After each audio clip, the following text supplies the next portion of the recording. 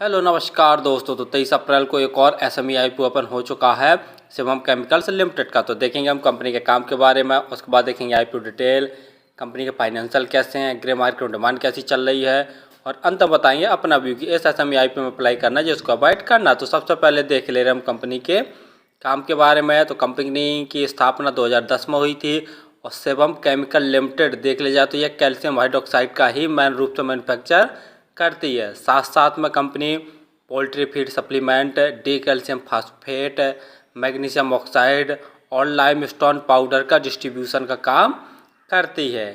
Company की manufacturing unit देख लिया जाए तो दहेज गुजरात में स्थित है और दिसंबर 2023 तक देख लिया जाए तो कंपनी में कुल 25 एम्प्लॉय काम कर रहे थे। तो कंपनी का काम तो आपको समझ में आ गया होगा। चलिए अब देख ले रहे हम आईपीओ की डिटेल के बारे में।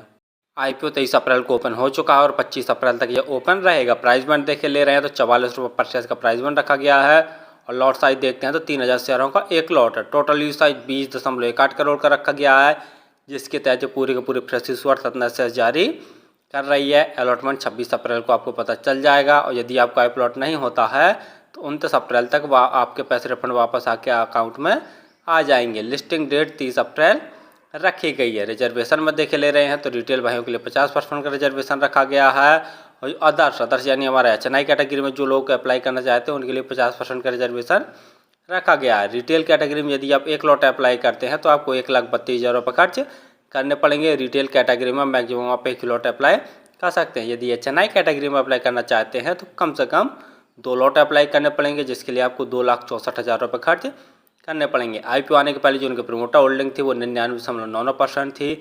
आईपीओ आने के बाद इनकी प्रोमोटर होल्डिंग 73% बचेगी।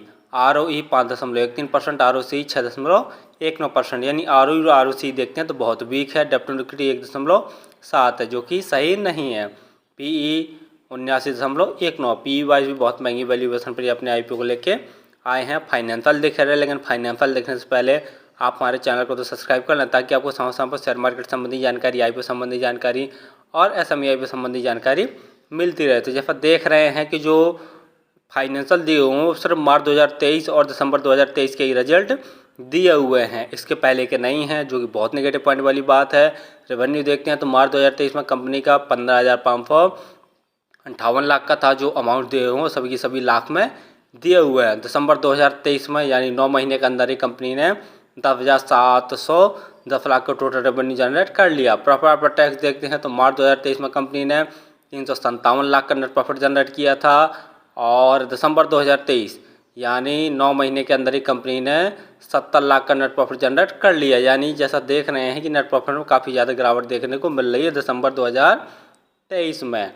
नेटवर्थ वो भी थोड़ा थोड़ा बढ़ रही है। रिजर्व देखते हैं तो मार्च 2023 में कंपनी के पास 1,288 लाख का रिजर्व था, जो कि दिसंबर 2023 में घटकर सिर्फ 159 लाख का ही टोटल रिजर्व बचा है।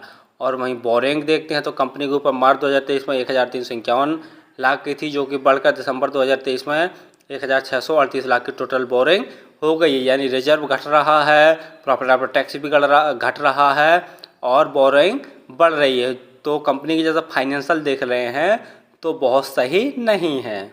जीएमपी ग्रे मार्केट प्रीमियम देख ले रहे हैं तो अभी तक ग्रे मार्केट में कोई भी डिमांड निकल कर नहीं आई है। फाइनली हम देखा कि कंपनी का मेनली काम कैल्शियम हाइड्रोक्साइड का मैन्युफैक्चर करना है, साथ साथ में यह D calcium phosphate, poultry feed supplement, magnesium oxide, limestone powder का भी डिस्ट्रीब्यूशन का काम करती है। तो जैसा जानते ही होंगे कैल्शियम हाइड्रोक्साइड का यूज बहुत सारी इंडस्ट्रियों में होता है, बहुत जगह होता है। जैसा जानते ही होंगे कि पेंट इंडस्ट्री और साथ साथ में मेडिकल इंडस्ट्री में भी इसका यूज होता है। तो कंपनी का काम देख लिया जाए तो ठीक ठाक है, बहुत डिमांडिंग वाला नहीं है। दूसरा जैसा देखे ले रहे हैं कंपनी के फाइनेंशियल, तो फाइनेंशियल तो जैसा देख रहे हैं सिर्फ 2 ही क्वार्टर के दिए हुए हैं, जो कि कहीं ना कहीं बहुत नेगेटिव पॉइंट वाली बात है, क्योंकि इसने पिछले कुछ सालों में कैसा रेवेन्यू जनरेट किया है, कैसा प्रॉफिट जनरेट किया तो ये हमें पता नहीं चल पा रहा। सिर्फ 2 ही क्वार्टर के रिजल्ट दिए हुए हैं, तो जिसके कारण ग्रे मार्केट में अभी कोई डिमांड निकल कर अभी तक नहीं आई है। तो मेरे हिसाब से तो इस एसएमई आईपीओ को अवॉइड करना तो ज़्यादा सही रहेगा। और फिर भी किसी आईपीओ एसएमई आईपीओ में अप्लाई करना तो स्वयं का एनालिसिस करके और स्वयं के रिस्क पर ही किया करें। धन्यवाद।